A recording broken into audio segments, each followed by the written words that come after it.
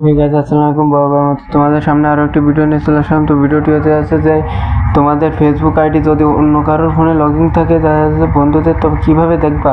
তো সেটা দেখার জন্য ফেসবুকে চলে যাবা, যাওয়ার পরে এখান থেকে থ্রি ডট মেনুতে চলে যাবা।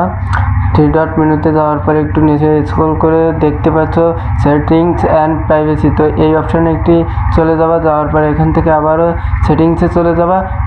সেটিংসে যাওয়ার পরে কিন্তু উপরে এই যে একটা থাম্বনেল দেখতে পাচ্ছ, তো এখানে একটি ক্লিক করবে। এখানে ক্লিক করার পরে কিন্তু আপনাদের সামনে এরকম একটি ইন্টারফেস শো করবে।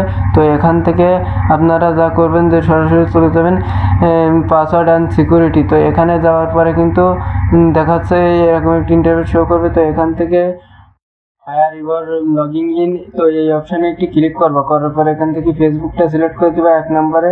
তো এখানে দেওয়ার পরে কিন্তু এরকম একটি ইন্টারফেস দেখতে পাচ্ছ। তো যে যাদের ফোনে তোমার ফেসবুক আইডি আছে সব দেখা যাচ্ছে। এখন কীভাবে রিমুভ করবা তাদের ফোন থেকে, তার জন্য ফোনের চাপ দেবা। দেওয়ার পরে এখান থেকে কিন্তু লগ আউট লেখা আছে, এই লগ আউটের উপর একটি ক্লিক করলে কিন্তু তাদের ফোন থেকে তোমার ফেসবুক আইডিতে কিন্তু রিমুভ হয়ে যাবে। তো এই ছিল আমাদের আজকের ভিডিওটি ভালো লেগে থাকলে ভিডিওটিতে একটি লাইক দিয়ে চ্যানেলটি সাবস্ক্রাইব করে আমাদের পাশে থাকবে। ধন্যবাদ।